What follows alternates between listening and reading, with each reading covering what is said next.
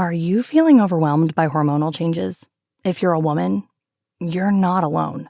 With over 1,000 hormone disruptors in our environment, it's no wonder things can feel out of balance. On top of that, natural changes like PMS, menopause, and other life stages can leave you feeling tired, irritable, and trapped in a constant battle with your body. But here's the good news. You don't have to suffer through it. Hormone Harmony by Happy Mammoth is here to help. This herbal formula fine-tunes your hormones, balancing estrogen, testosterone, and even stress hormones like cortisol, which can contribute to weight gain, racing thoughts, poor sleep, and more.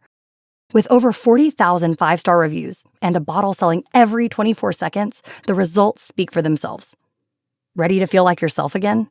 For a limited time, get 15% off your first order at happymammoth.com using code NEXTCHAPTER at checkout. Visit happymammoth.com today and get your old self back naturally. Picking the best location for your business is a big decision.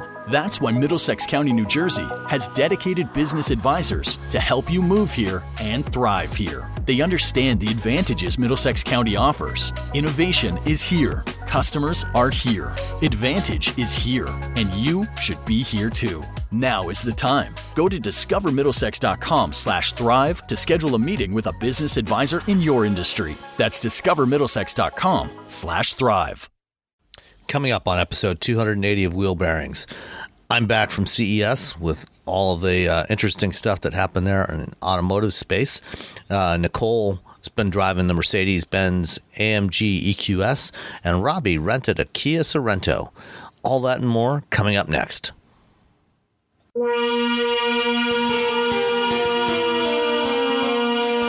This is Wheel Bearings episode 280, the first new episode for 2023, and I am Sam Abu-Al-Samad from Guidehouse Insights. And I am Nicole Wakeland, and this week we will say Forbes. All right. And I am Roberto Baldwin from Tom's Guide. It's a site, not just a guy. Excellent.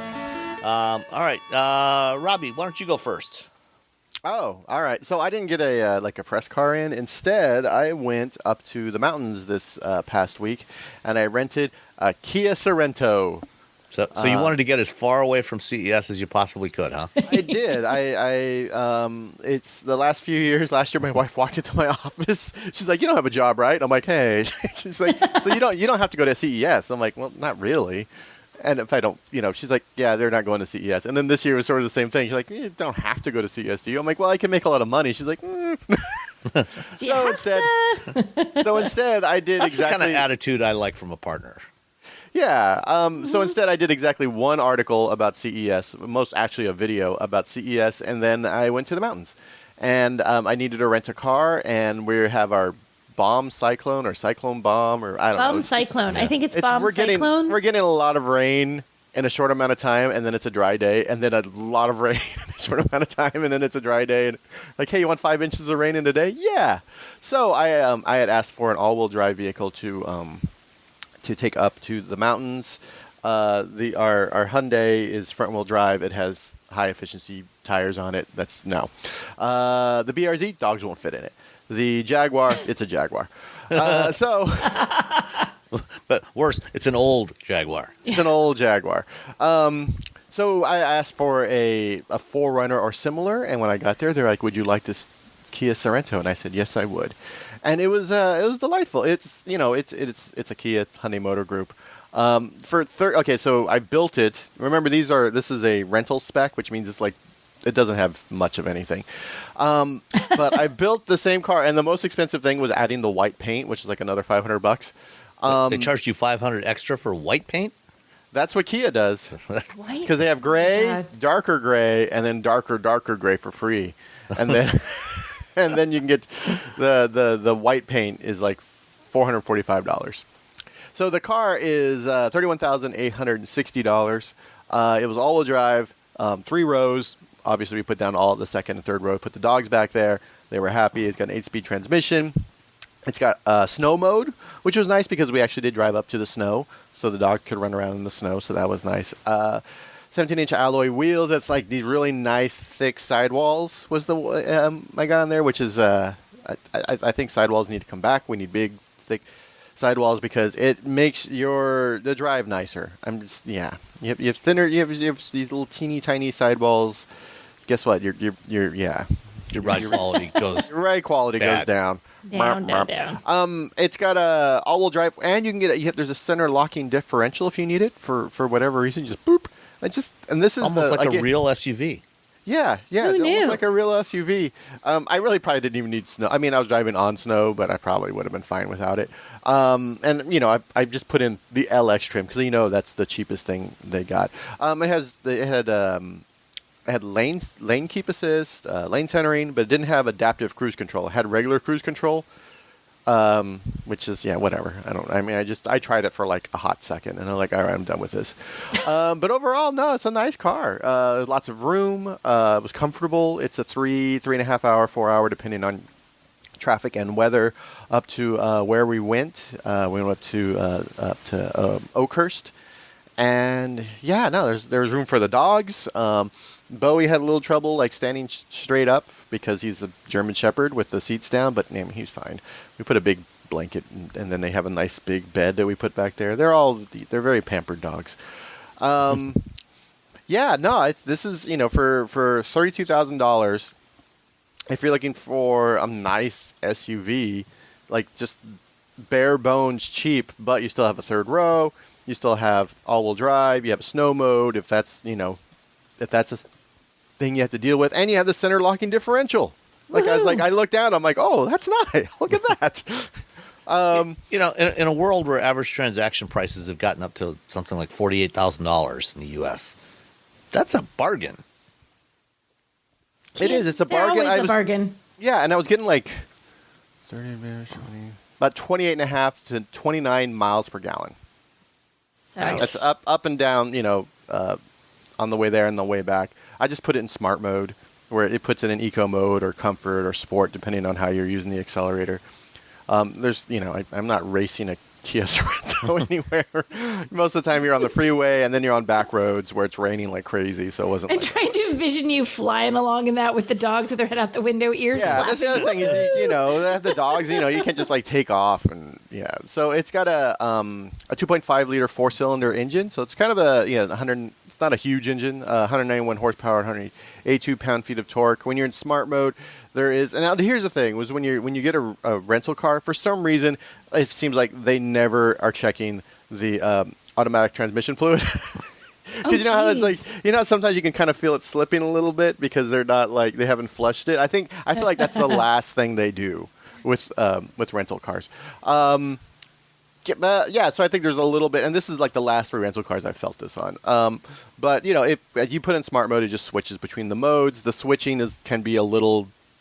There can be a little bit of delay. Again, I'm not sure if that's because of the fact that it's a rental car, which are everyone beats the hell out of, or if it's a Kia Sorento issue. I actually could get a Kia Sorento in if I could probably call it in and have a proper thing. But if you're renting a car and you need to seat like I don't know, a bunch of people, and 2 of them are really tiny, or you have some dogs or whatever, and you got to go somewhere where you need to throw some all seasons all-wheel drive, and Kia Sorento, that's a pretty sweet rental car right there. You're gonna be happy. And I've been fortunate. I've been getting a lot of Kias and Hyundais whenever I rent cars. They're always like, "You want this or do you want this?" I'm like, "Yeah, I'll take the Kia or the Hyundai." It always just because you just plug it in. CarPlay just works. Everything just sort of works. You just get in the car and everything just works. They're not like looking for something. They're not trying to like re-engineer how stuff works. It's just okay, fine, and you're just like, okay, this is an easy to figure out car. Yeah, I like that car. I think it's a good one. I'm not surprised that you liked it because I think the Sorento is a solid little car. It's good value. Yeah, solid good car, value. fun to drive. Good value. If you're looking for something like that, go try it out. I feel like Hyundai and Kia are still my favorite overall. If I just had to pick a brand, you want a car that's a good value, Hyundai, Kia. Pick one. Kia. Just go with those guys because they hold up well. They got good reliability, and you're going to get more stuff for the price than you will for any other OEM. You're going to get a lot more just stuff that you would like, you'd have to pay for. Robbie is drinking a Starbucks as we're recording, and now I'm really jealous. I don't have a Starbucks. Come on, Robbie. Did you bring one for the whole class? You didn't. I did, but I drank it. Couldn't send it through Zoom. Yeah, dang it. Why does Zoom not work that way? All right. And the best thing about it, the dogs like it. The dogs appreciate it. Yeah, the dogs like it. It's a little bit of a jump for Nico because she's small, but she still made it. With the seats down. Typically, when we get into the Kona, we just have the seats up, so they just sit in the back seats. Yeah. And the same with the Jaguar. They just sit in the back seats. So she doesn't typically And you do, have to of course, jump that buckle high. them in, right? They have little thingies. Yeah. They have little harnesses and whatnot, so they don't go sliding around. And we have always do that with your dogs. Don't let your dogs loose, because if anything happens, you don't want your dog flying around in the cabin of the vehicle. Exactly. Yeah. I wish my little. It's also puppy nice if you get that liked little cars. cage. That cage is sort of nice too. To keep them from sticking their head in your face. Mine's too small. He sits in his little carrier and he shakes the whole time. He hates car rides. I'm like, come on, I take you with me places, but he's petrified of them. I don't know Daisy why. likes car rides, and she's very chill. We buckle her in, and she just kind of hangs out back there. I don't know. My dog is afraid. He's scared to death. We even tried we went through this whole thing where we tried to take him to places like, let's make sure he's going places he's liking. Like, don't take him to the vet. Let's take him to the park. Yeah. Let's take him to happy places. He was just as terrified going to happy places as he was when the destination was the vet. So we couldn't break him of this fear. It's very sad. My poor little sad doggo. I feel like I should get Subaru to send me every car they have, and I'll just judge them all based on how much their dogs like them. It'll be more of a dog. See how dog friendly they really are. That would be awesome. That sounds like an excellent plan. Yeah. So I'm thinking I'll like reach this out to plan. Subaru and see what they say. Just one right after the other. Boom, boom, boom. I have to boom, reach out to somebody and sell that. I'm going to email. I know who to email. Look at Rob. He's like, wait, I have an idea for a Hold on, story. I'm going to write this down. I do this all the time. I have ideas for stories. I don't write them down. That's what you got to do. You got to put them down somewhere so you remember. He's looking for paper. Just write it on the side of your Starbucks cup. You've got that handy. No, Okay. I'll throw that away. All right, Nicole, what have you been driving? So I went from one electrified Mercedes last week to another one this week. I have the Mercedes-AMG EQS, which is a fancy pants sedan. Okay, this is not cheap. Like, we get expensive cars in the driveway. It doesn't always happen, but like sometimes I don't realize. I'm like, how much is this one? Do you know how much this car is? This is $159,000. Yep. 159 and 3 zeros after it. Okay, guys, let's do, because we haven't done it in a while. Destination. 1800. 1800, you said? Yeah. I'm going to go 19. It's only 1,050. Yeah, Really? I won. Yeah, I know. I'm double it's checking. Mercedes. Mercedes is a little less squeamish about just raising their MSRP. So, I think what we're seeing, from the domestic brands is, no, we're not going to raise our MSRP. We're just going to raise the destination charge. Exactly. Destination is going to be trick. $12,000. Yeah, so it's only $1,050 for destination, but you're paying $159. Actually, the base on this is $147. So they put a whole bunch of extra stuff on it. And much like the Mercedes I had last week, this one also has a few things that they couldn't, that are supposed to be standard, that aren't standard, but they gave you a credit back for them. But this time it tells you. So they gave you credit for, there are no heated rear seats or windshield and washer system, and there is no valet beginner driver mode. Boo. Yep, so you got an extra about... So gotta is that keep the only for valet- beginner valets or for beginners and valets? You know, this is a question. I think you need to reach out for Mercedes for clarification. think Well, it's I would if they the would answer valet. my questions, but they don't like to respond to my questions. Maybe I this could will be ask a 'em. moment.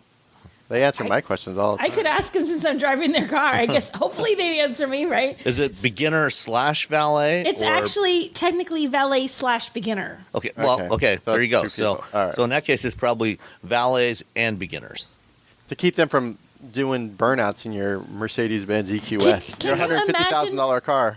Can you imagine for a second though, like, you have like Teen Driver on, who is that? That's GM, right? They do the Yeah, Teen yeah. Driver thing. On They all Star, have their yeah. things. But imagine you're at a point in your life where you have a $159,000 Mercedes and you toss the keys to your 16-year-old. Their car broke down.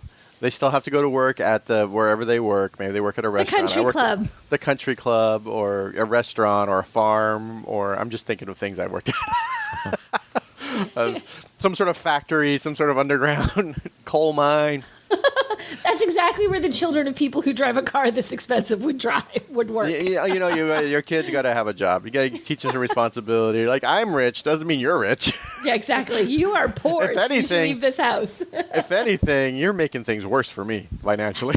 I'll be richer when you're out of here. So get your little coal miner hat on, your little coal miner gloves.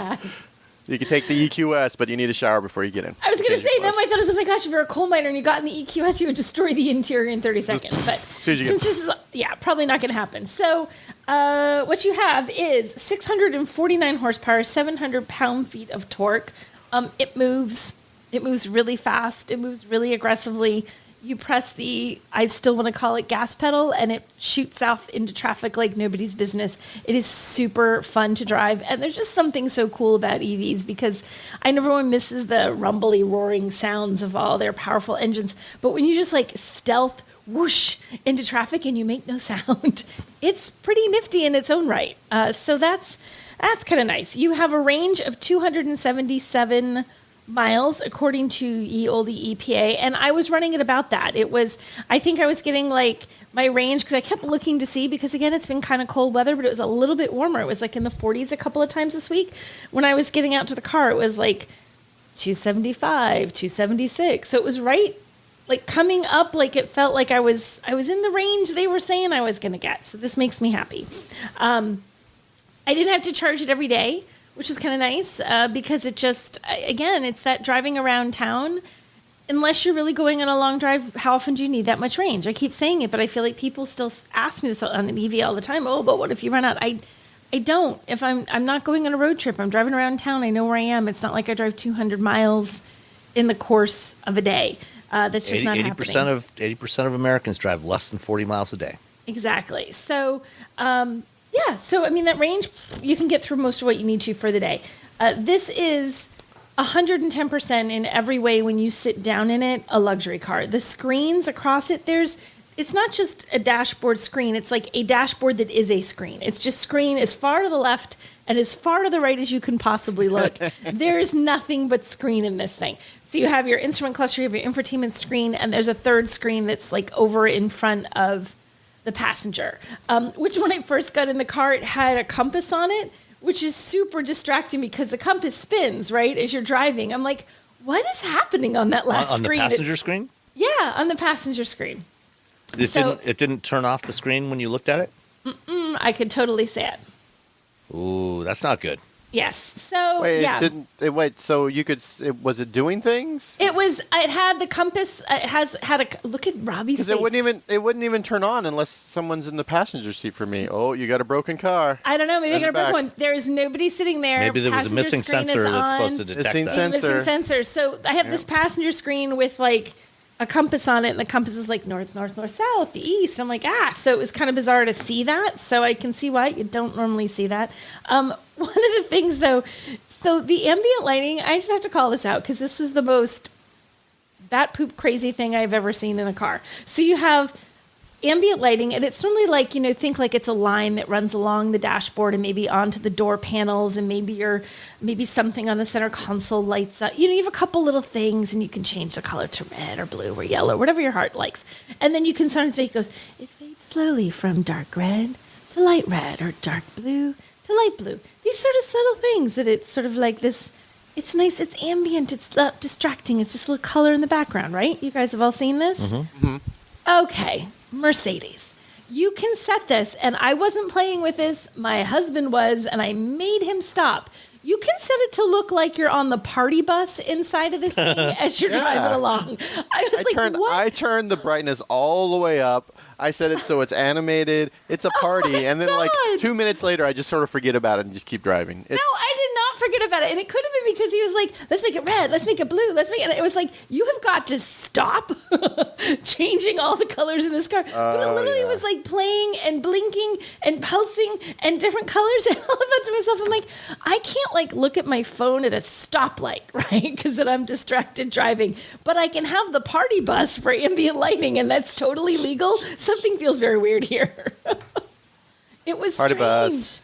It was strange. But driving it is a joy. I mean, it's really comfortable. It has that very high-tech feel. Mercedes voice activation, the M-Bucks, which I still think that's a weird name. It makes me think of Starbucks. It's MBUX. No, Mercedes-Benz says- user experience. I know, but We it's say like it's MBUX, but we all say M-Bucks. It's M-Bucks. You know that's what we all say, M-Bucks. Yeah. But the system is really good. Like when you say, hey, Mercedes, it responds pretty quickly and did a pretty good job of hearing what I was saying. And it also knew when my husband was speaking to it from the passenger seat, and it would, the little blue sort of pixelated thingy on the dashboard that was like, hello, I'm the little AI in your car, goes over to his side of things. Hello. And responds over on the other side, and it blinks in the middle when it's talking to me. So that was kind of neat. So overall, I liked it. I mean, I thought it was really good. I mean, it's a luxury car that feels like the interior is beautiful, all the trims, all the finishes. There is nothing lacking. It's comfortable. It's roomy. I mean, hubby is 6'3". He was perfectly comfortable in the front seat, even sat in the back seat behind where he had his seat adjusted, still totally fine. So, Robbie, you fit in this car. Good to know. You wouldn't be squished. Even in this, right? Even in the EQS? Yeah, I think the back seat still leaves a little bit more headroom. To be honest, it's a little tight just because of the way the design is. I think the EQS SUV, which is a weird name to just throw SUV on the end of EQS, because it's bigger, it has more room. But yeah, I think to me the only thing that's the biggest issue with that car is that the rear seat is headroom, because it's like right here it's okay, but if you moved your head a little bit to the left or the right, like that column right there. Yeah. And it is kind of slopey. Like it's nice that this is a sedan, but it's a hatchback. The way the sedan, I mean, the hatchback's awesome. They just call it a sedan, but it's a hatchback sedan. So when you open that trunk, you have a huge amount of space back there. I mean, it's a ton of space, which is sort of unexpected, especially when you just look at it and you think, oh, it's got a traditional trunk. You're expecting there not to be a very big one, but because it's that hatch, you can put quite a bit in the back of this thing. So I liked this very much. I thought the multimedia system was great. I thought the performance and the handling are fun. It looks like a spaceship when you turn that sucker on. I mean, every light that comes on at night, the steering wheel, it's red, it's blue. Like, they're all about the lights. I mean, some lighting designer, they gave them full, just go for it, Bob, do whatever you want. And he did. And the interior of this thing lights up like a Christmas tree when you turn it on. So, so I really like this. I thought it was a lot of fun. I don't know that I would spend $160,000 on a car in the first place, but it was, you get some luxury cars in this price range and or creeping up to this, and you sit down and you're like, okay, what do you get for 160 grand or 125 or 130 or 40 or whatever?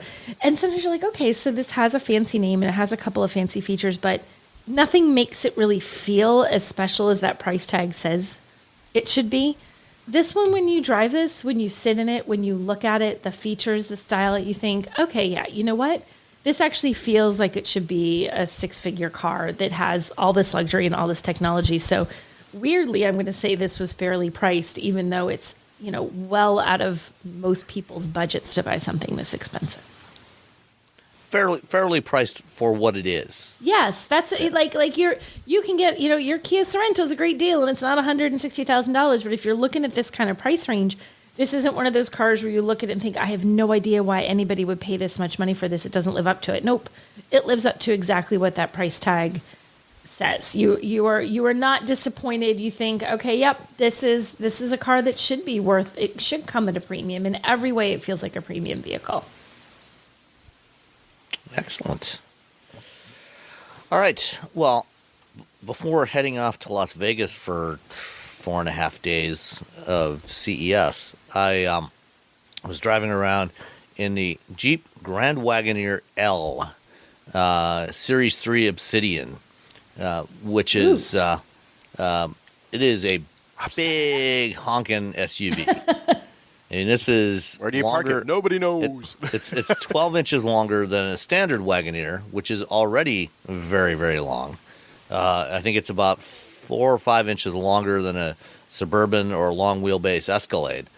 And when my wife and I climbed in to go to lunch one day in Detroit, she said, "Why are we in this thing? This thing is so huge." The one and I you had, said, "What, honey? I can't hear you. You're too far away in the car." Yeah. And one of my complaints previously from driving the standard wheelbase Wagoneers was the width, because this thing is about 4 inches wider than a Ford Expedition or Lincoln Navigator, and about 2.5 inches wider than the GM full-size SUV. So this is a broad machine.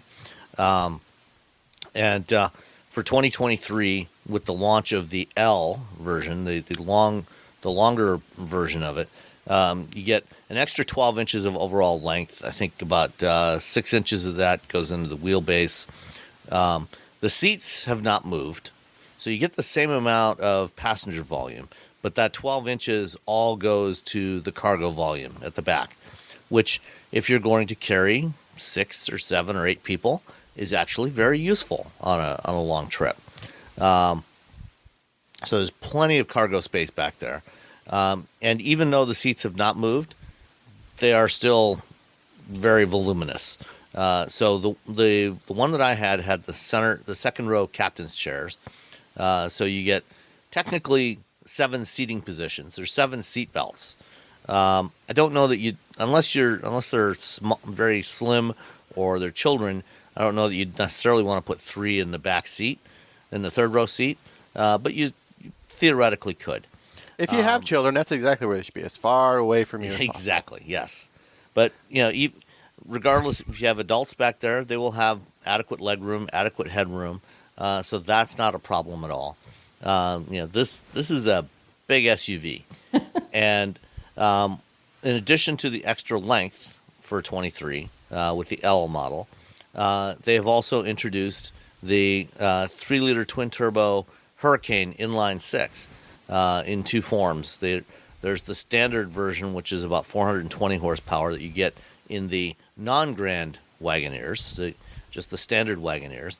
And then the Grand Wagoneers get the Hurricane 510, which, can you guess how many horsepower that one has? 1 billion. No. 640. 1,000,000 horsepower. Maybe 510? 510 horsepower. No, I'm shocked. And 500 foot-pounds of torque, which is quite a bit more than you get from any of the twin-turbo V6 EcoBoost engines in any of the Fords. I think they max out, at least in trucks and SUVs, at about 450 horsepower. But given the size of this thing, this is basically like an aircraft carrier on wheels. That 510 horsepower can be useful. It gives you lots of towing capability. That long wheelbase means that it also gives you a nice, comfortable ride, which is consistent with the rest of Stellantis's big body-on-frame vehicles. They all do exceptionally well on ride quality. Handling, such as it is for a 3-ton vehicle, is actually pretty decent. Plenty of acceleration from this thing. That's not a problem at all.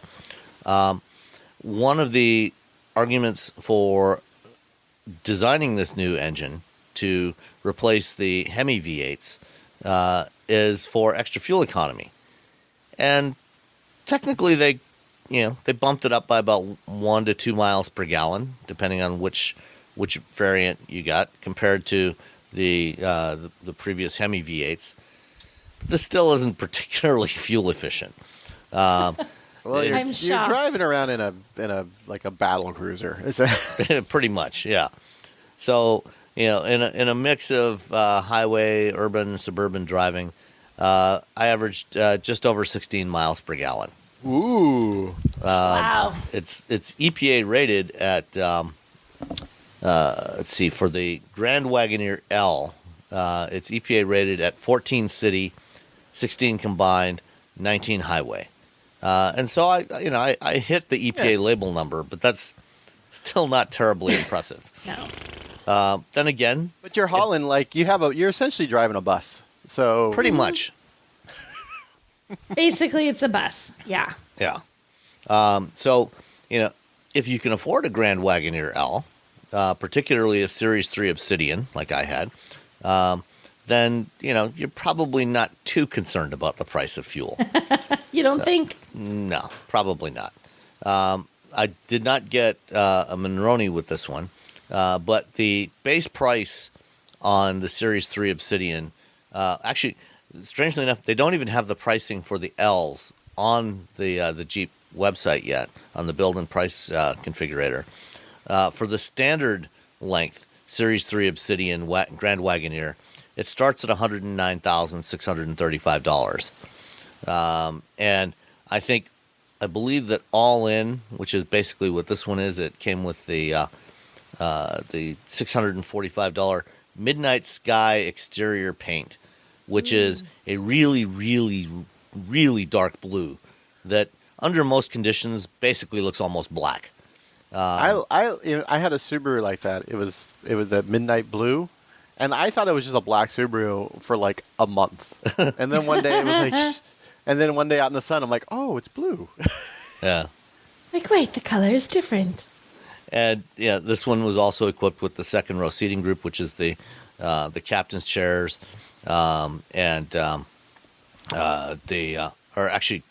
this one didn't have the second row seating group because it had the captain's chairs. The second row seating group gives you three seating positions, and this thing is wide enough that you can fit 3 adults in that second row. But I did have the rear seat entertainment group, which is about $2,200. So all in, it's about $120,000 for this thing. You can also still get it. You can order it with the. Or actually, no, you can't order this. Sorry, I'm looking at the standard one. The standard one for now, you can still order with the 6.4 liter V8. Although I'm not sure why you would want to. This one is. It's definitely better with the Hurricane V8. The Hurricane V8 is a lovely engine, very smooth. It's got a nice sound to it. It's more powerful than the V8s. It's a great vehicle. Any guesses on the shipping, on the delivery charge? Oh, it's Stellantis, $1,400. Nicole? Crud. I was going to say $1,495, so I'm still just going to say that because that's what I was going to say. Nicole wins because it's actually $1,995. Oh my gosh! Jesus. Wow. Okay. Yeah. I dropped my pen. $1,995. He's so distracted. He's dropping things. It made me drop my pen. Wow, that's a lot. Yeah. Stellantis was the first one to really start bumping up the delivery charges on the trucks and SUVs. You probably have to buy a special $2,000 boat just to ship these things. Extra wide trains. Yeah, probably extra wide trains because these are built in Detroit, so they don't have to ship them overseas, thankfully. What else was in this? Can you imagine? Like, what road would this fit on overseas? Is there a road in Europe that this would fit? Probably not. I mean, it barely fits on a lot of American roads. I remember when I did the first drive on the Wagoneer, which they did in New York City for some reason. I was on that too. I get that they were trying to show us you leave the big city and you go to this country, this place, you for the weekend, like you weekend in the Hamptons or whatever. But I'm like, oh Lord, couldn't we have just started there to begin with? Because it was really hard to drive in the city. Yeah, well, apparently a quarter of all Jeep sales are in the New York metropolitan area, which is crazy to me. Why so many people in New York would want to drive a Jeep? Or not drive a Jeep, but drive a Jeep that big. I can see why you drive a Jeep. Because the weather because the roads and stuff, are pretty bad. Right? So I get the Jeep part. I'm like, but Grand Wagoneer? Yeah. Okay. So among the features on here, you get the Macintosh MX1375 entertainment system, which has 1,375 watts and like 20 some odd speakers. It's also got the heated and cooled seats in both the first and second rows, 14-inch center display in the front, 2 10-inch displays in the second row, 11 USB ports around the vehicle.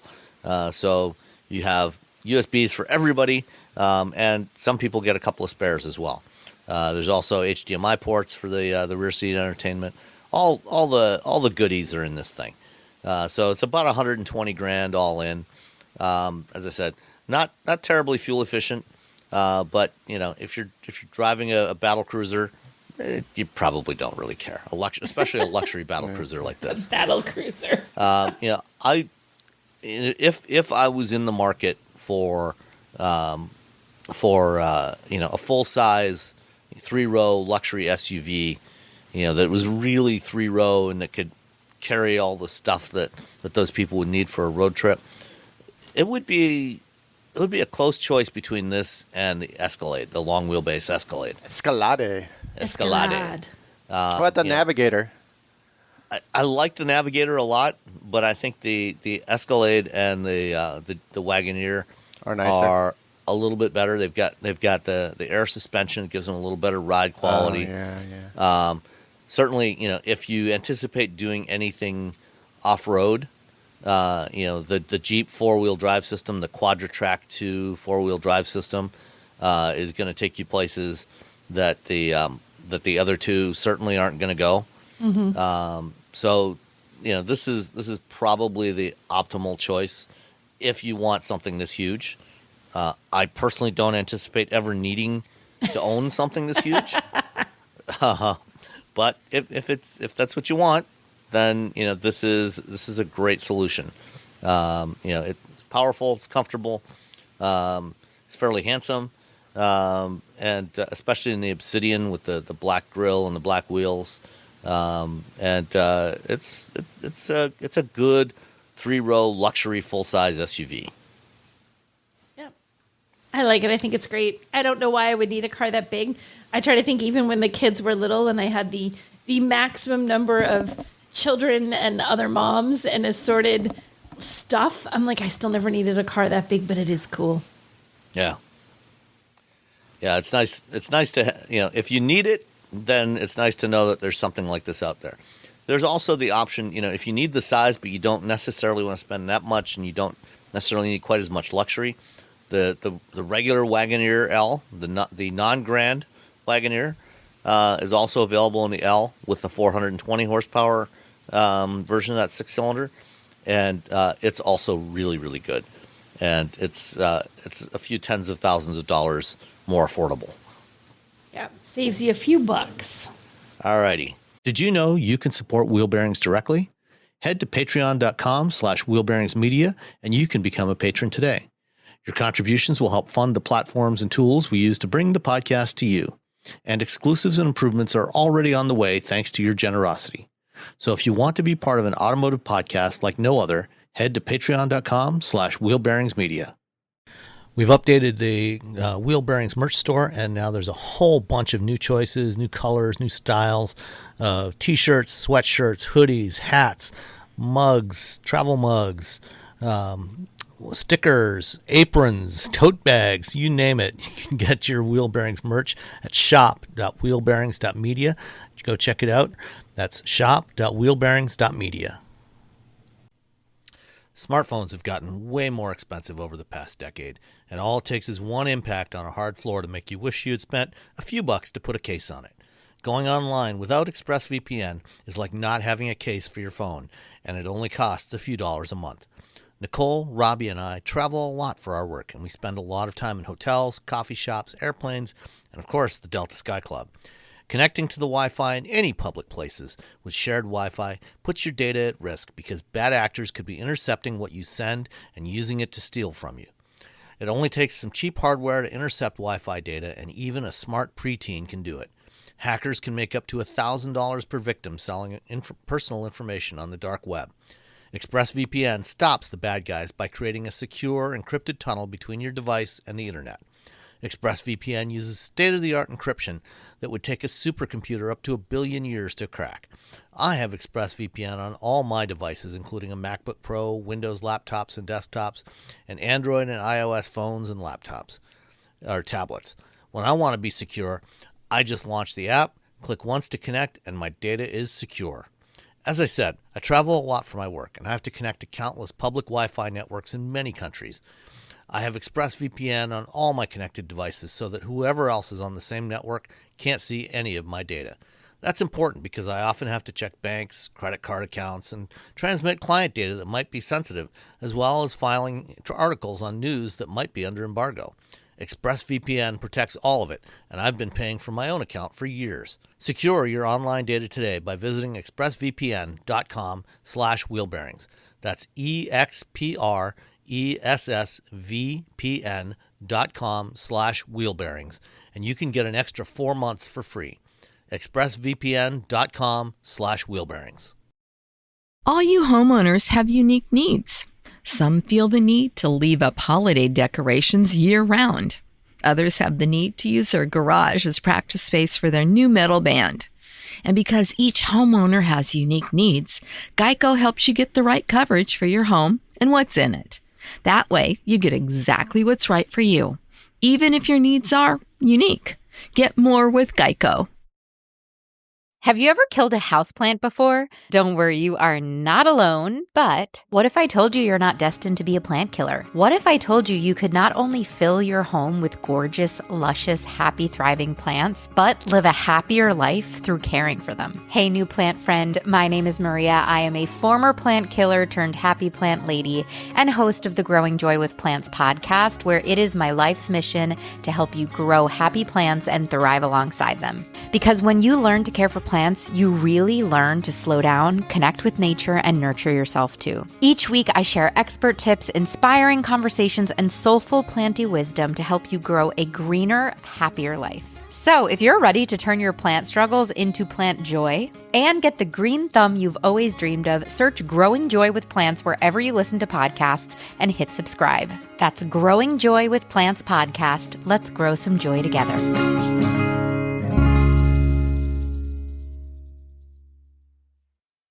Speaking of Stellantis, let's stick with Stellantis as we dive into some of the news this week, which basically all came out of CES.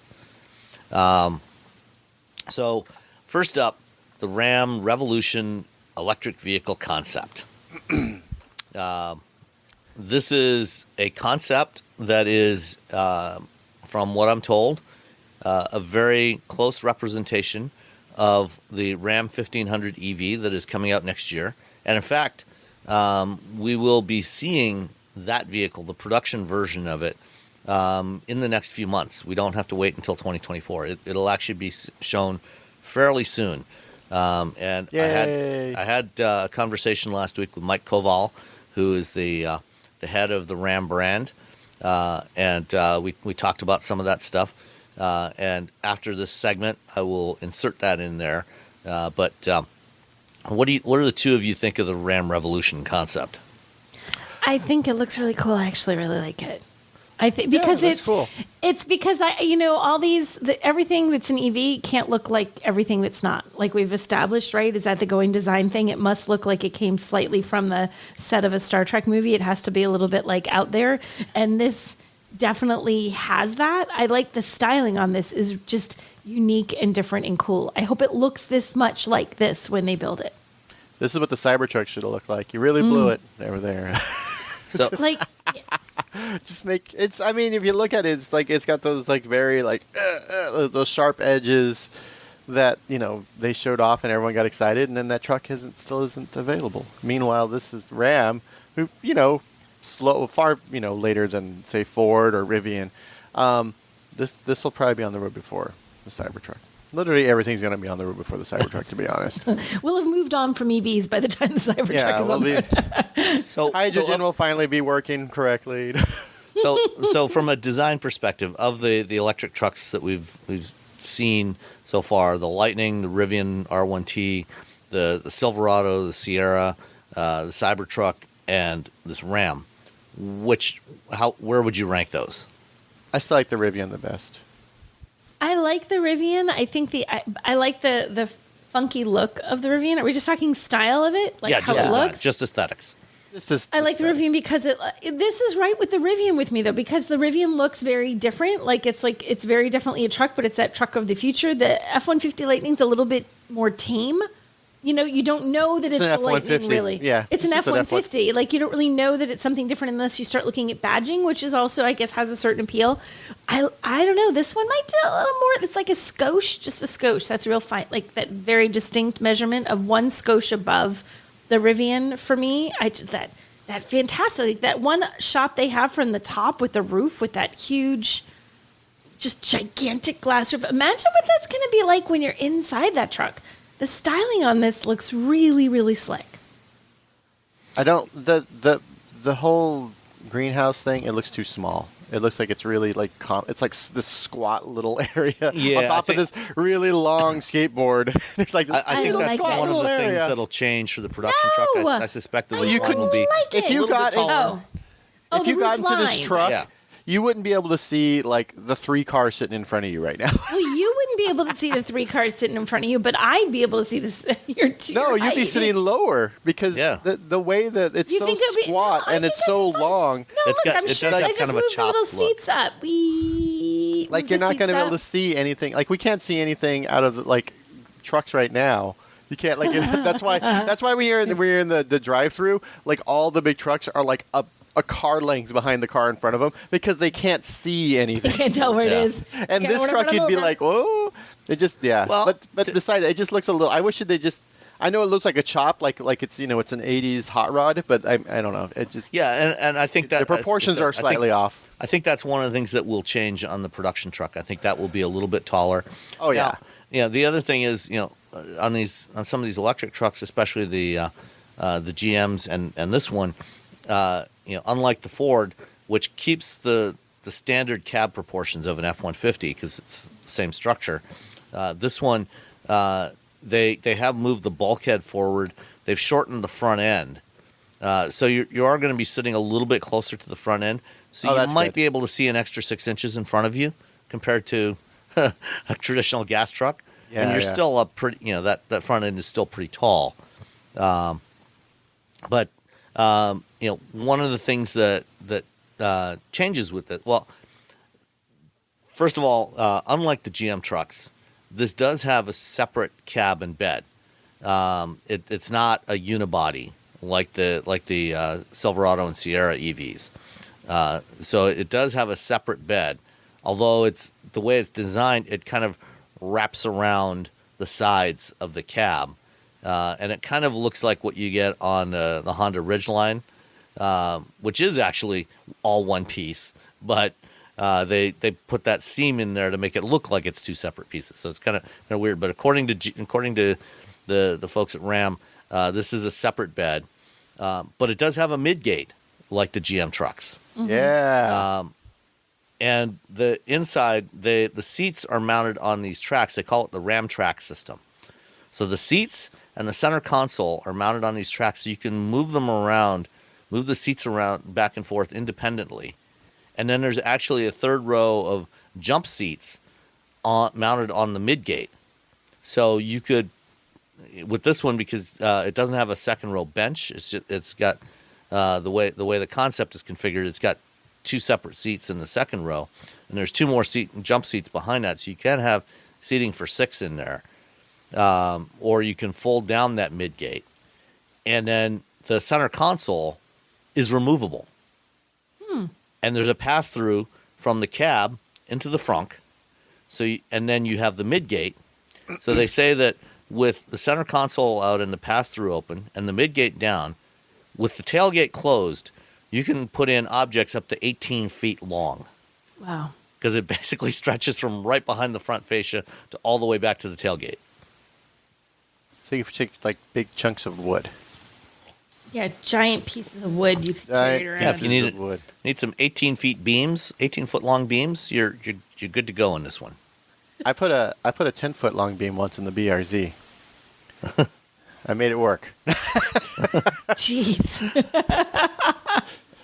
And about 6 feet of that was hanging out the back.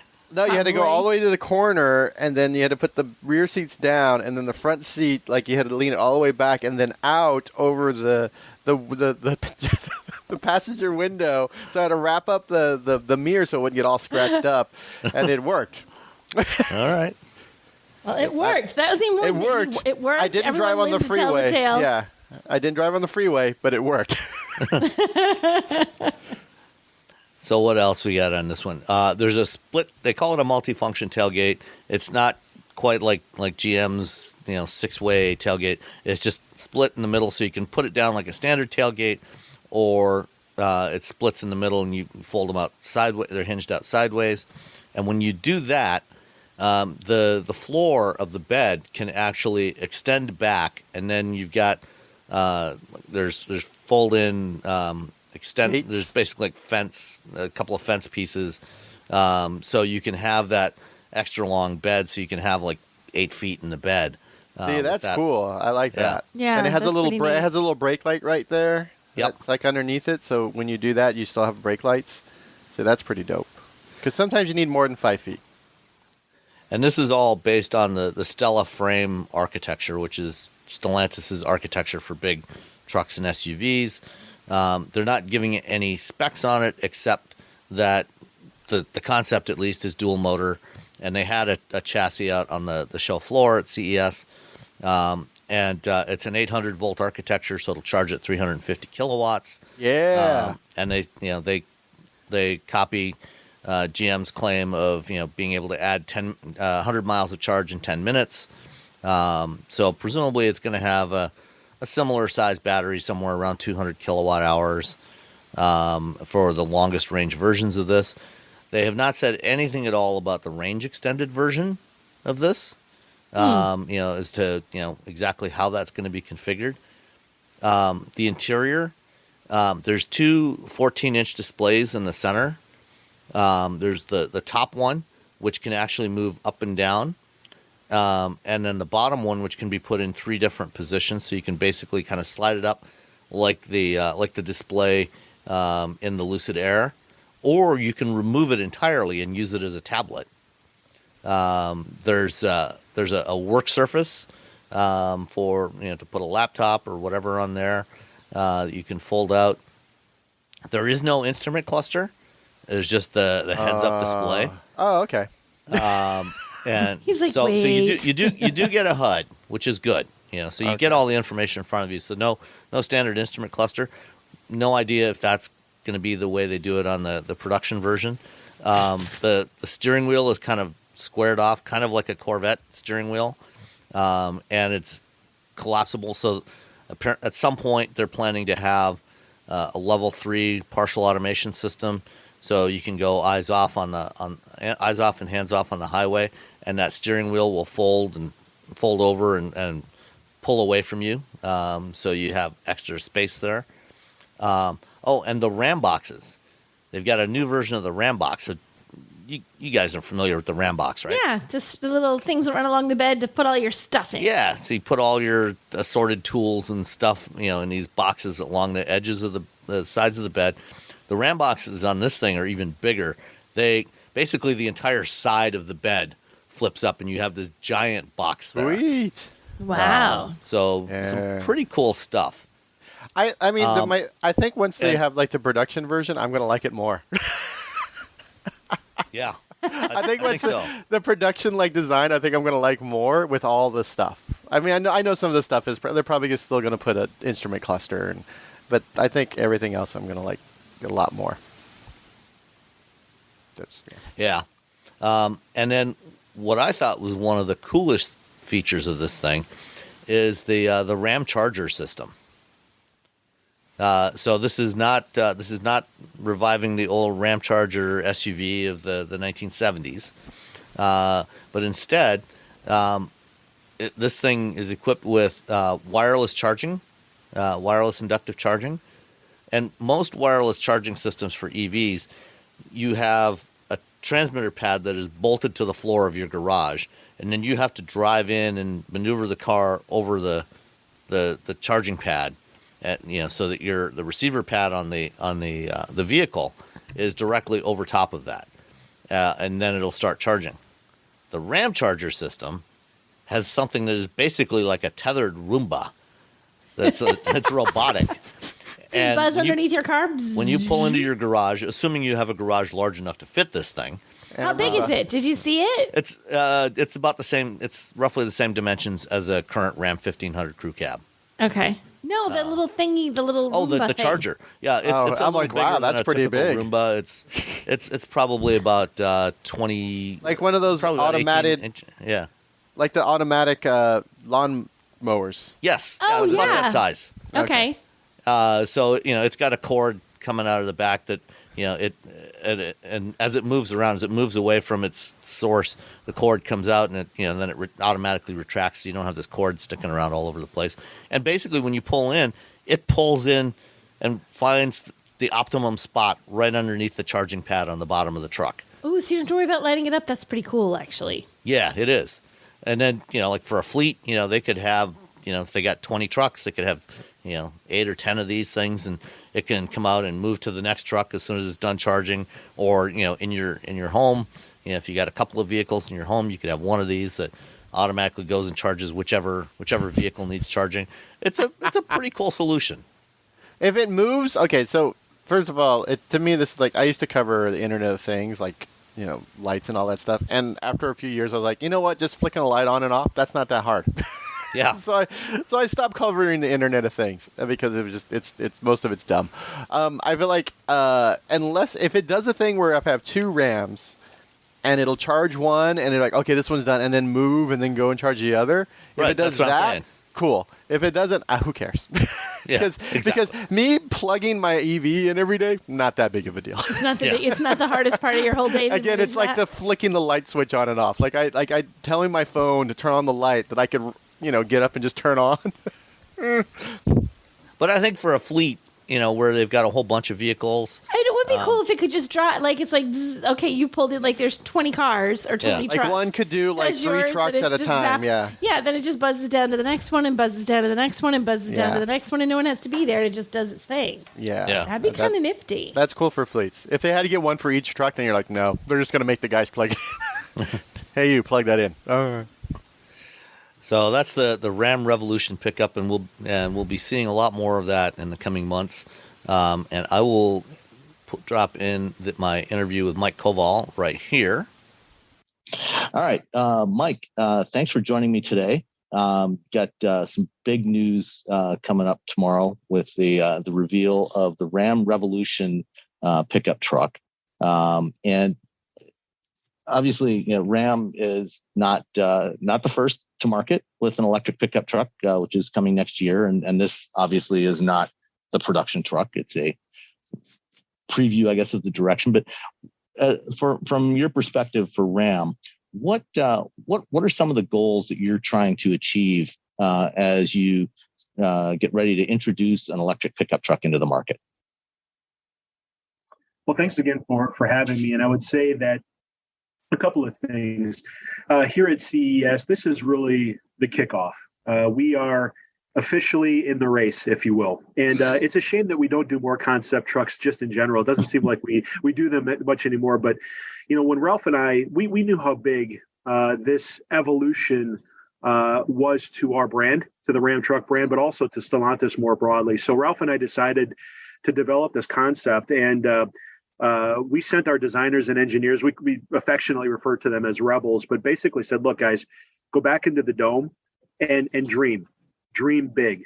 Don't let any constraints come in your way. And really what we're revealing at CES is just that. So the Ram 1500 Revolution battery electric concept is a glimpse into the future of Ram trucks. It's a visionary roadmap of where we're taking the brand. And I would tell you, I think our customers and our fans, everything that they see from Ram from this day forward will somewhere be a descendant of the Ram 1500 Revolution concept vehicle and what we're showing here at CES. And I'll just start with the design. Ultra modern, I would say even heroic, a stunning modular interior. I think very, very humbly, one of the things that Ram has become known for are their interiors.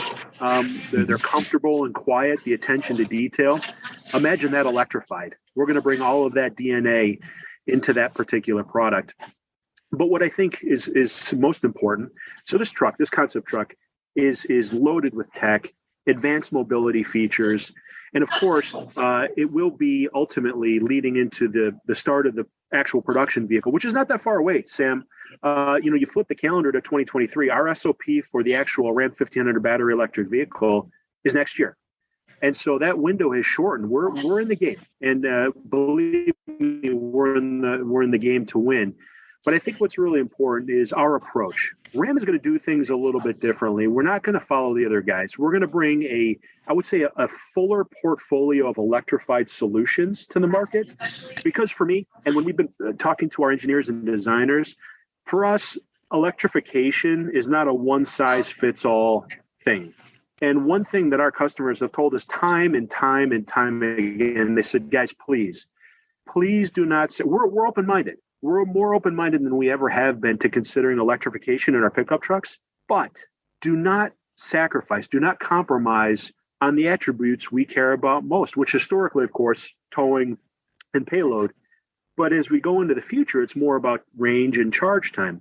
So having full knowledge of what our competitors have announced, have done, actually some way provides an advantage for our brand. And so what we did to kind of frame this up, Sam, we created a what we're calling a consumer or a customer performance index, which is basically taking everything we know today that's been publicly revealed and making sure that our performance benchmarks not only meet but exceed the competitors in real world ways. And that's very, very important.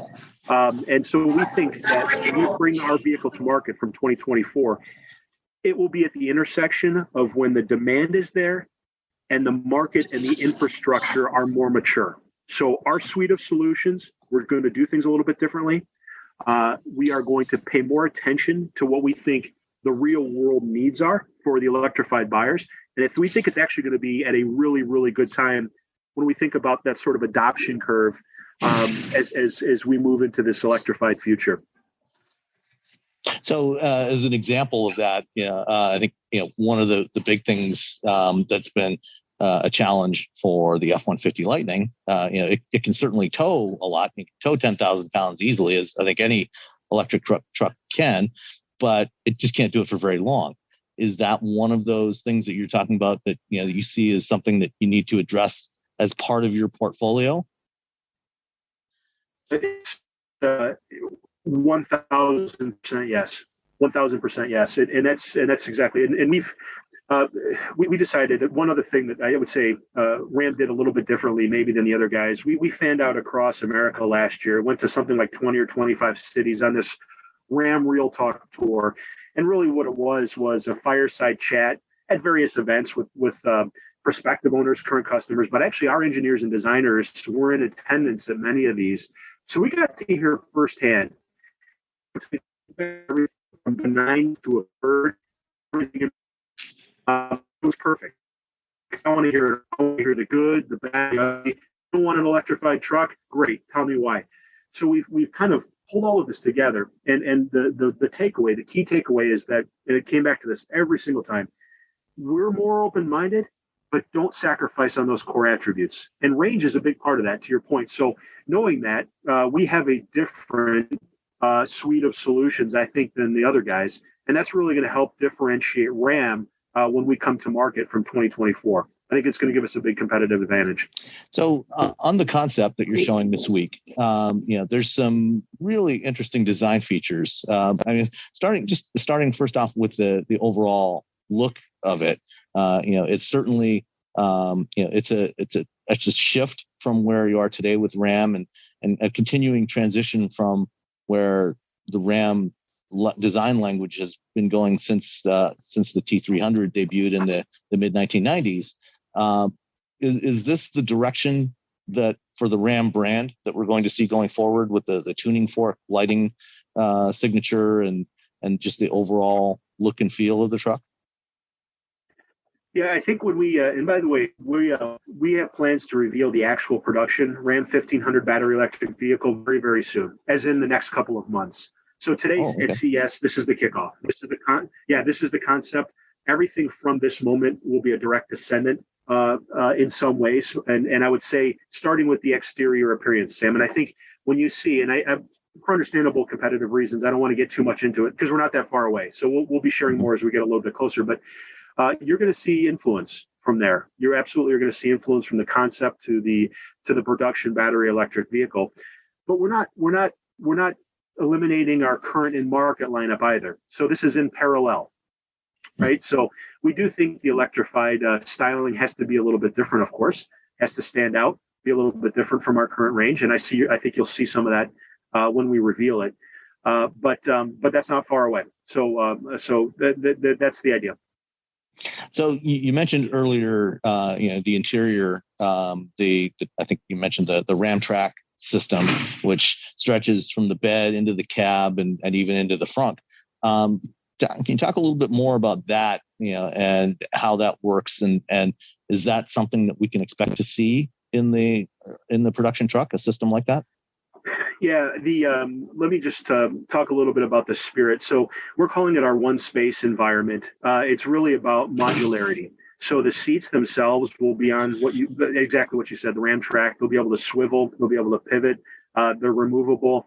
And actually, based upon the Stella frame architecture and where the EDMs are placed in the front and the rear, it actually allowed us to add 4 more inches to the cabin itself, which then gave our designers the opportunity to have a little bit of fun. And you may have seen, we're actually going to add jump seats in. So call it a third row into the vehicle. And the fun thing about the jump seats, they're actually removable. So you can put those on the track in the bed of the vehicle. For example, if you're tailgating, they're completely removable altogether. So if your son is playing a high school football game, you can use them as seats on the bleachers there. One other thing that I think that comes to mind right away is this foldable and collapsible steering wheel as well. So when you're in an L3 autonomous mode, the steering wheel will actually collapse and tuck away into the dash as well. And what it all ladders up to is modularity, creating one environment that's comfortable, is convenient, and that helps our customers, I would say, optimize their workspace, whether that is truly for work or for play. The exterior styling, it's sleek. I would say it's even heroic. I think it's very, very elegant. And I think you'll see a lot of that, certainly some of it in the actual production battery electric vehicle. In terms of the Ram tracks, again, just being a concept, this is a vision to the future. Some of these options may be in the production, some may come later. So I'll reserve revealing exactly what's in the actual production BEV for now, only to say that we're starting to see the concept influence what the actual production BEV will look like. I think one of the most distinct features of this truck compared to anything we've seen before, you've got the mid gate, which has been done before, but with the Ram tracks, at least on the concept, you have the ability to remove that center console from between the front seats, and then you have a pass through into the front. Where did that idea come from? Yeah, I mean, when you move the transmission, when you move the tunnel and the engine, and obviously with the frunk being available, the cubic foot basis of the trunk, the footprint, if you will, is massive.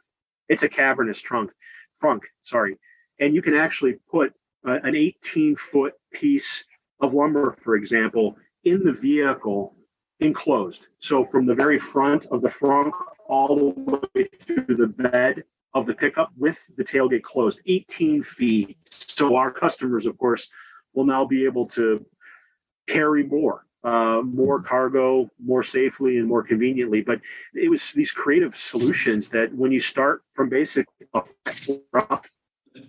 the things you can do are quite remarkable. And I think these are tips to the cap. Each one of these are tips of the cap to the innovation that I think that you'll see from Ram, that you'll certainly see in this concept vehicle. And I would tell you, I would be remiss. One of the features that I'm most excited about, a couple. One is the Ram Charger, the inductive robot we can talk about in a minute, but also this shadow mode. So this vehicle will have the ability, you'll be able to communicate with your vehicle from outside of the vehicle itself. So you'll be able to voice commands. It could be to roll your window down, unlock the door, turn the music up, or what have you. But think about if you're, let's say, for example, you're a farmer, you're out throwing hay, or you're even an architect on a construction site somewhere, you can actually request that the vehicle follow you. Just say Ram follow. And the vehicle, using a blend of sensors and cameras, will actually follow you at slow and safe speeds. So you don't have to continue to get in and out of the vehicle.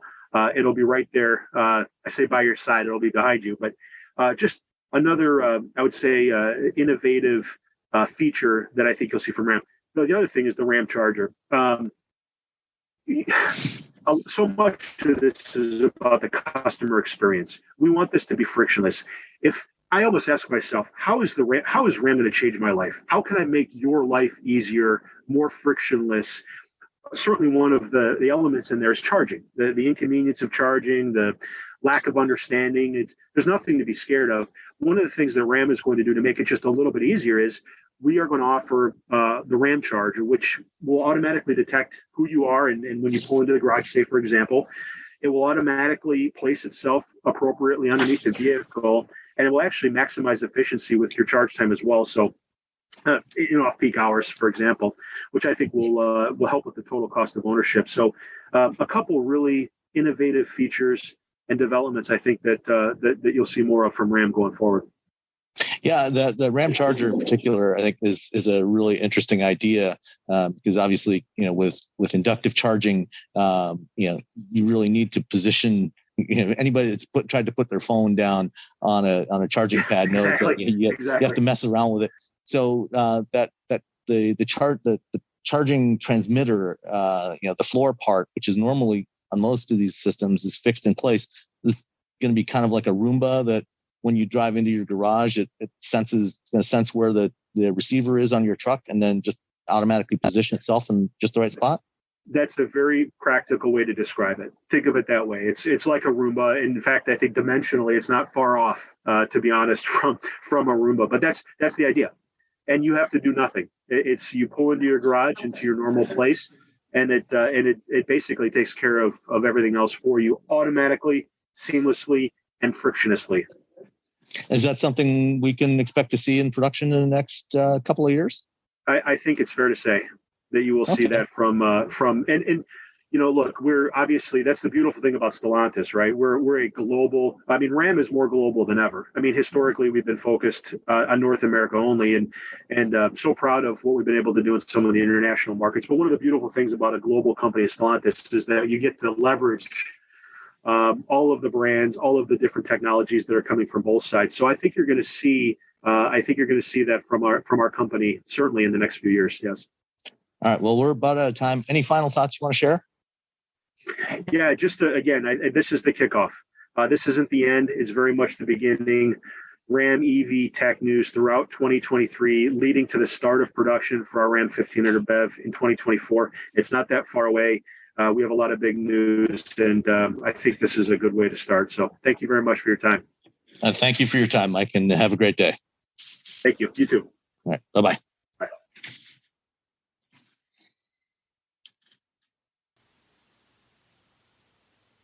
Okay, and we're back. The next EV from CES. Back in 2020, when they had the last time that they had a full-size in-person CES event, which more than likely triggered the global pandemic because 175,000 people there. I was very careful at that CES. That was because when I got home, I had a big show with like two bands, and I had that show. Like I got home on Thursday, and had a big show on Friday. So I never used hand sanitizer. I used hand sanitizer. I didn't hug people. I tried not look to. at you! You were ahead of your time. Because I couldn't show up. I couldn't get home and then be sick. Yeah. Because so I was really careful at CES, and it worked out pretty well for Robbie. Well, during that show, in 2020, that was Sony during their annual press conference showed off a car for the first time, the Vision SO1, I think it was called. It was an EV. And it was unclear if Sony actually intended to ever get into the business of building cars. And I think this whole Sony thing with their building cars. I remember. I think I've talked about this before. I called them. We're like, yeah, we're not building it. And then a week later, Motor Trend called them, and they're like, yeah, we're going to build it. And I'm like, make up your mind, guys. Yeah. Because they don't know. It depends who answers the phone. Yeah. It seemed at the time like it might just be, they put together a car to showcase all the parts that they make for cars, all the sensors, the cameras, and other stuff, and the screens that they make and the lighting systems and all the other various bits and pieces. Well, last year when we had sort of an in-person / hybrid CES, they showed a second version, crossover version of it. The first one was a sedan. And then a few months later, they announced a joint venture with Honda called Sony Honda Mobility Corporation. And they said, yep, we're going to build cars with Honda. We're going to use our technology, and Honda's going to build the cars for us, and that plant, is going to be in Ohio, where Honda's got a bunch of other plants, so they didn't really show anything new during their press conference this year. Basically, the car they showed was a mildly updated version of the original concept from 3 years ago, but they announced a new brand So instead of going to a Sony Honda Mobility store to buy your Sony Honda Mobility EV, you get to go to an Afeela store. What Afeela. now? Afeela you. Some branding agency got paid way too much money, I think. Way too Afeela. much. Afeela? You have to. I was talking to the CEO of Polestar a few months ago, and we were talking about names, and they have Polestar 1, Polestar 2. And I'm like, how come? He's like, oh my God, coming up with names is the biggest. Essentially, the thing was, coming up with names is a huge pain in the ass. And you have to have the lawyers. So it's, a bunch of people got together, and then they had to have lawyers, all this, this was months in the making. Afeela. Yeah. Man, think how many iterations that went through. How many names? How bad were the other names?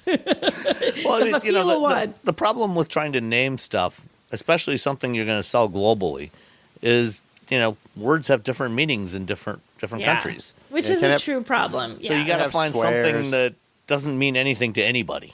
Yeah. I even think of it's the Nissan Qashqai. Am I even saying it right? That's something like that, yeah. Right, and it's spelled so weirdly. And I remember talking to someone at Nissan. It's like we tried all these different ways to figure out how to make that word work in the U.S.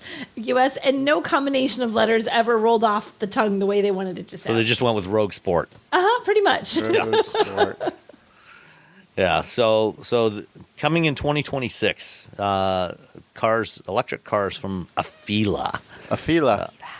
One of the interesting details that they did change on the concept that they showed.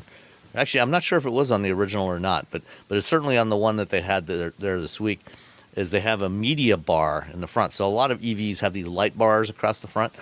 Sony has a media bar in between the headlights where the Afeela badge is, but it can also display other stuff. And apparently, during the press conference, I think they were showing a trailer for Spider-Man, the latest Spider-Man movie, No Way Home or whichever one it was, or I think that's right. Whatever the latest Spider-Man movie was.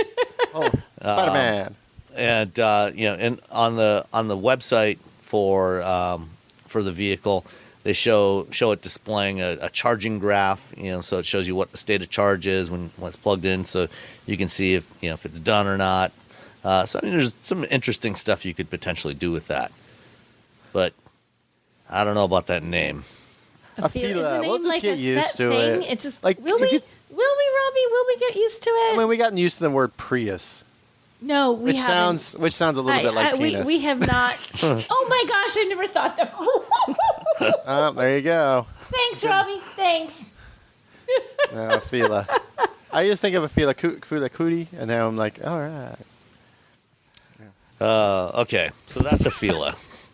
Oh my gosh, that went off the rails. Okay. Afeela. Next up, we have the BMW Vision Dee, spelled DEE, which is an acronym for what the heck is it an acronym? Digital Emotional Experience. Yes, there you go. I knew there was digital experience in there. I couldn't remember what the other emotional E was for. Yes, emotional experience. Digital emotional experience. So last year, when almost nobody showed up for CES, BMW was there with a concept. They had an iX that was covered in e-ink, the same stuff that Amazon Kindle screens are made from. And this one is also covered in e-ink, except it's not black and white e-ink like the iX Flow was last year. It's color e-ink. And it can change colors, and it was doing all kinds of funky stuff. I saw it in the BMW booth. Did you watch it actually changing colors, I did. Live and in person? I did. And I got a little video clip of it, which I'll find, and I'll include that in the show notes. Did it look cool or did it look weird? It looked kind of cool. Yeah, it's like a party. Yeah. Imagine if the lights inside. If you get this exterior and the Mercedes-Benz EQS interior, woo! I'll drop a link here in the chat so you guys can see what it looks like going through some purple and yellow and white and orange and blue. So it is actually kind of cool. I mean, the nice thing about it is you can easily change the color no matter what your mood is on any given day. You don't have to get your car repainted. You can just pick a color you want. You probably don't want it, flashing through all these colors while you're driving down the road, because that would be kind of distracting to people. Can you imagine you're just driving along and you see this car just next to you churning 85 colors? Yeah. That would be freaky. So many accidents. So many. So many. So it BMW didn't fully confirm it, but the shape of this car, like, ignore the e-ink for a moment. The shape of this car is actually probably a pretty decent preview of what the so-called Neue Class, the first Neue Class models are going to be. So Neue Class is literally German for new class. So I went to Germany to see this car. I flew all the way this to concept, Germany. Or Yeah, okay. All the way to Germany to see this car. They didn't have that color e-ink on it yet. And they didn't tell us they would have. They showed us this car, and then we went to the e-ink laboratory, and we talked to all of them. Ooh. The nicest people, super excited about e-ink. It was great. They showed us all the color stuff, and they were just make sure you do not spell it with a dash. So it's not E-ink. It's uppercase E, space, uppercase I, and K. You're not the boss of me. Anyway. I'm going to put I'm going to M dash in there. I got an email from them after the story went live. Oh, you made that terrible You mistake. need to change this. Oh, so I my sent it to the gosh. editors at Forbes Wheels and said, here, You got deal to with change this. Oh my gosh, so that's I funny. go all the way to Germany. I sit down with the designer. Will we see the car like this on the road? No. That's what he says. And then a few minutes later, I'm talking to somebody else, and they're like, well, the iX probably wasn't supposed to be something like this either. Just so you know, the iX was a vision car. And I'm just like, all right. So I got two different answers from BMW, from the designer and from BMW, a spokesperson, about what this car will look like, about this design. The design, not with all the crazy stuff on it, not with the e-ink on it, none of that. Just the design of the car, which, by the way, is outstanding, coming to market. Mm-hmm. So now... Well, I mean, BMW has said that the first Neue Class model will be, like a 3 Series size sedan, which is what this is. And if you're doing, a full-on electric, it makes sense. They've certainly gotten a lot of criticism for their current design language with the massive vertical kidney grills and stuff. And this, kind of goes back to a more horizontal look, and it's more integrated. And I think it looks, the shape looks really good. It's amazing. It's wonderful. Yeah. I would buy one. And the designer tells me no. BMW says maybe. I'm like, all right, guys, come on. One aspect of this that BMW did say is real and is coming to that car in 2025 is the heads-up display. So in the concept, there's no screens at all in here. It's devoid of screens. No touch screens whatsoever. And instead, it has a full-width heads-up display along the bottom of the windshield, and then in the dashboard, which is basically flat. I mean, it takes minimalism to a new level. It makes the interior of a Tesla Model 3 look cluttered. Oh, geez. Because basically all you have is this flat surface and a steering wheel. But hidden below that, using Shy-Tech, as your finger approaches that surface, there's a virtual slider that lets you select. They call it the mixed reality slider. And so you can select what level of information you want displayed in the HUD. So you can have just basic analog gauges in front of you, or go up to an augmented reality display, or even in one of the video that they posted, you can have a full-on virtual reality display. So as you're driving down the road, this thing is overlaying a virtual reality environment over the real world around you, which actually seems like a really bad idea if you're driving. I mean, if it was actually autonomous, it'd be one thing, but... Yeah, I talked to them about that too. They were like, well, this is clearly not something that's going to actually happen. Yeah, because it's the front windshield, it's the side windows. Like when I was there, like both the interior and the exterior of the side windows were displays. So like when you walk up to the car, it could have a picture of you. Like they made an avatar of me. There's a video of it on YouTube on for Engadget, and you walk up and there's like, hey Roberto, and then on the inside it has all the like the whole weird, crazy virtual reality world. And I'm like, well, this is not a thing. They're like, well, this is just something we can show off. They were just like, don't tell people this is coming to. It's a concept car. Settle down. But the full width, augmented reality display, heads up display is something that they say will be on the 2025 Neue Class. So that is real.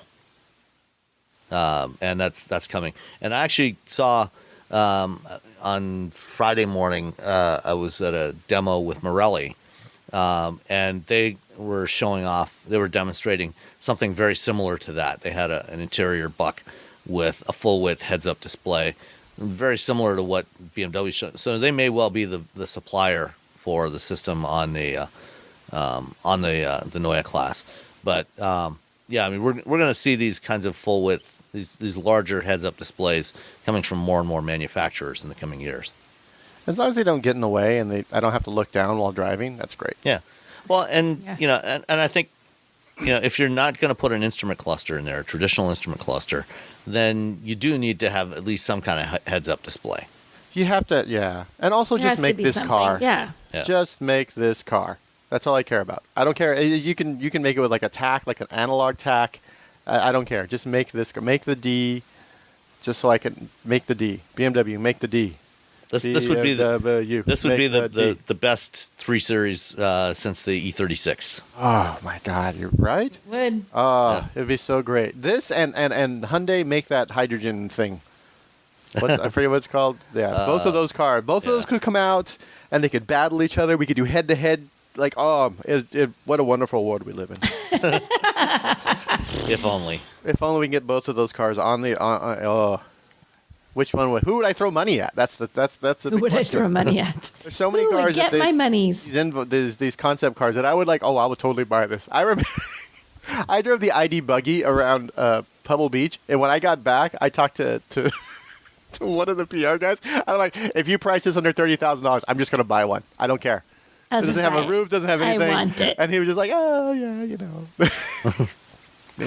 Yeah, not going to happen. Yeah. All right. So the final EV that was shown there is actually one that's real. That's coming. It exists. Yeah, I mean, real. They showed it. It was still in a camo finish. But it is an actual product. What we saw was, aside from the camo finish, was the vehicle that's going into production next year.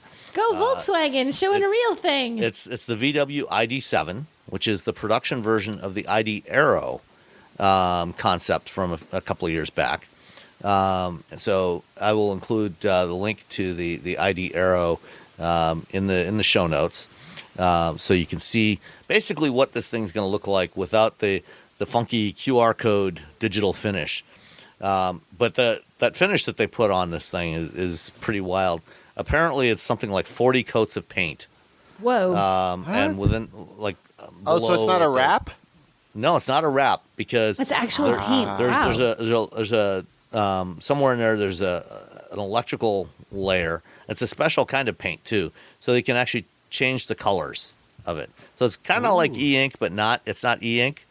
But they can have parts of it. So if you look at the thing, the pictures of it, you see it in different colors, and that's all changed, from the car itself. They can change the colors, and so this thing is roughly the size of an Arteon, a VW Arteon, and it is a hatchback like the Arteon. So this will most likely, ultimately be the replacement for the Arteon. It's based on the MEB platform like the other current ID models, the ID3, the ID4, ID5. And it's going to launch in China first, early in 2024. And then they're going to launch production in Germany middle of next year. And in the fall of 2024, we get it here in North America. Had a chance to chat with Thomas Schaefer, who's the head of the Volkswagen brand, the new head of the Volkswagen brand. And he said, yeah, we still think that there's a place for, even though, they just discontinued the Passat, he says we still think that there's a place for sedans in North America. And they definitely they're definitely going to bring this one here. And it's a sharp looking car. It's nice shape to it. And it's nice to see somebody doing, electric stuff, that is car shaped instead of SUV shaped. And real? Car shaped. Car shaped. Real. Look at that car shaped thing, and it's real. I mean, ooh, real car shapes. and Volkswagen's knocking it out of the park at the moment. Nice. Bring back the cabriolet. That's all I got there. Yeah, you never know. Never know. We were getting a mini electric convertible. That's so. Just wait and see. And it'll have a bigger 15-inch center touchscreen than the ID4, which I think is like a 12-inch or something. There's one of the things that Schaefer talked about was the software. Obviously, VW and their software division, Cariad, have had some challenges over the last couple of years. And recently they rolled out version 3 of the software. So up until version 3, the version 2.x stuff, they weren't able to, they couldn't reliably do over-the-air software updates. And they claim, they tried some, they did some, but some people were having problems with it where it wasn't working right. So the version 3, they completely rewrote the software stack, or mostly rewrote it, I think is probably more accurate. And especially the update component of it. And what they're doing with that, they started rolling it out in Europe, and they're going to be doing it here shortly with version 3, is you actually take the car into a dealer where they will reflash it with version 3, and then from there on, it should be able to do all OTA updates for everything on the car. You won't need to take it in for updates anymore. They've had so many problems. So this will be nice. And it seems like it'll all be fixed before the ID Buzz comes, which I'm just waiting for them to open up reservations so I can put money down. Give them all your money. On a van so I can drive the dogs around.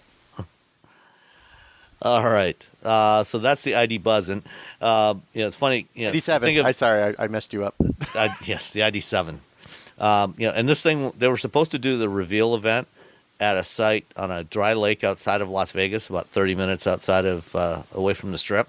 Mm-hmm. And the day before, it rained. Oh, no. And turned the dry lake into a mud pit. Oh. So they had to relocate it and just do it at their pavilion at the convention center instead. That's a stinker. Imagine all the planning that went into that fell to pieces. You know what would have been great for that? The Magneto. For that mud. Would have. Huh? Yeah. Huh? Yeah. There you go. I'm with you. All right. We got a couple of questions from listeners. And don't forget, if you want to send us questions, please feel free to send them to feedback@wheelbearings.media. You can use the link on the website, or you can send them to us via Mastodon at wheelbearingscast at federated.press. First up, this one was from an email from NR Fields, and says, you're all sending good messaging about snow tires where appropriate. Do you mean the ones marked with the symbol of a mountain and snowflake? And yes, that is exactly what we mean. So if you want to know if something is a proper winter tire, not just a snow tire, but a winter tire that has the right compound so it'll stay pliable when the temperature gets below 40 degrees, on the sidewall you will find a symbol that looks like a mountain with 3 peaks and a snowflake in the middle of it. And it's actually called, technically, the 3-Peak Mountain Snowflake. Exactly. Yes. What's it called? The 3-Peak Mountain Snowflake. You'll see it abbreviated. Not going to do it. The number 3 PMSF in tire descriptions on websites to indicate that it does have that rating. There you go. So that means when it's below 40 degrees Fahrenheit, the tire will stay nice and pliable. You'll still get traction. It'll be great. You'll have a much better time and a much safer time if you have those kinds of tires on in the wintertime. Yes, we keep saying it, and just, guys, really, it's worth it. They make your car handle so much better. If you live anywhere where you have do it. But that's how you know. And if you're not sure, if you're not really sure, ask. I'm a big fan of the Tire Rack guys. I think they're amazing. If you call the guys at Tire Rack or even do their chat, they know what they're talking about. And if you need help figuring out what kind of winter tire you need, or if you need a winter tire, or what your all seasons are capable of doing, those guys can answer any questions. They're They're really good. I like them. And they do a lot of their own tire testing. They do. And so, they have experience with almost all the tires that they sell. Like it's not just, and a lot of the people that have been there for a very long while. So you have guys who are genuinely experts in all things tires and really know what they're talking about. So if you want someone to explain it to you or to talk to somebody without any condescension and just helping you understand what to buy and what's what and what's good for your vehicle, those are the guys I'd send you to Tire Rack every time. And don't be a meanie when people ask you questions about cars. Speaking of condensation. Whatever. Condescension. That word. Some people are just so mean about, like, oh, I can't believe you don't know this. I'm like, don't be that guy or that gal. No, I always say that, like, when I do drives and stuff or people that are new, you get someone who's a new journalist and they're a little nervous because they don't know everybody and they don't know everything, because none of us know everything, let's be honest. I don't know everything. But that sometimes they're really intimidated, and I don't like those people. But they're intimidated, and it's just like, just be nice. If you know more about something than somebody else, share the news, share the information. All of us started out not knowing anything about whatever it is we're talking about, like experts right now. So just be nice. And some of us people. Still don't know nearly enough. Exactly. Yeah. It's, it's like when we do like because I've been covering EVs and hydrogen stuff for a long time, and so there's like people who have been car journalists for like 20 years who don't know that space. I'm always happy to like, oh yeah, no, it's just this, and this. Well, because if you're all standoffish and you don't help them, who does that benefit? Nobody. You don't help anybody. So when I have you're going to get a scoop that they didn't get. Ooh. So this Mercedes that I had this week, we got some snow, and I took a picture of it and I shared it on my social media with it just plugged in and happily charging, covered with snow. There's like an inch and a half of snow on everything. And I put in like, yeah, you can actually do this. You can. Like, people are nervous about even charging an EV in the snow. They're like, what if it snows? What if it rains? I'm like, plug it in and charge it just like normal. You think of water and electricity not mixing well, and right? Generally they don't. Right. But the way the charge connectors are designed, it's not a problem. You can plug it in pouring rain. You can plug it in the snow, and it'll be fine. So I took a little picture and shared it. I put a video up and shared it. And it was funny because a lot of people, EV enthusiasts said, it's so cool that you're sharing that because there's a lot of misinformation. A couple people were snarky, like, that's a stupid question. And I'm like, dude, that's because you know. No, if you don't know, then it's not a stupid question. And I said, I guarantee you there is a good handful of people that watched this and said, oh my God, really? Because they don't know. From the number of people that I get questions about when that thing's parked in my driveway, so just be nice. When people ask you questions and there's a lot of bad information out there. Be nice. Be nice, people. Be nice. Make that your New Year's resolution. Be nice with what you know. Super smart people. That's one that should be a resolution that everybody should be able to keep without too much difficulty. You would think. You would think so, but I could say something else, but I won't. All right. Mike Enos asked, do Tesla's demand problems just mean that the EV space is getting more competitive? I'm gonna connect this with another question from, based on the spelling, I'm going to guess that this should be pronounced Jari Pennanen. I'm guessing Scandinavian, possibly. That's a good guess. But if I'm incorrect, please shoot us a note and tell give me the correct pronunciation. But Yari and Mike's questions are related. Yari asked, now that Tesla isn't doing as well, which of the electric car brands do you predict will benefit the most? So, Tesla, since we last recorded, Tesla put out their fourth quarter volume, delivery numbers, which were up by about 40% compared to 2021. Although they had been projecting that it was going to be up by 50%. So they fell short of their projections and what most of the financial analysts, the Wall Street guys, were projecting. There's a number of reasons for that. And probably none of them have to do with overall demand for EVs, because I don't think that that's declining at all. I think it is that the space is getting more competitive. But it's also, I think people are getting tired of Elon, because I know several people that have Teslas that are planning to get rid of them because they are fed up with his nonsense. Yeah, I mean, you have there's a lot of EVs. Before, if you were like, what am I going to get? Well, I was saying, I'm going to get a Tesla or I'm going to get a Nissan Leaf. And that was kind of it. And then I could get a Tesla or I could get a Bolt. And now you get a Tesla or you can get a Kia, or you can get a Hyundai, or you can get a Ford, or you can get a Nissan, or you can get a Cadillac, or you can. There's a lot. There's a lot more. There's more Dodges options. and Rams and Dodges Chryslers and Rams. It's just or an Afeela. Or an Afeela. or an Afeela. I mean, there's just more autos. There's just more cars in the space, and they're gonna continue to lose market share, and that's just. I mean, they should have known. They should have seen it coming. If they didn't see it coming, that's ridiculous. But I'm sure they did. But yeah, and who do you predict will benefit the most? I want to say Kia and Hyundai, but I still think Kia and Hyundai there's still people who don't realize that Kia and Hyundai make good cars. Yeah. That's their biggest challenge. You're that right, is their biggest challenge. I am not going to buy a car from them. I feel like I have that argument at least once a week with someone who asks me about cars.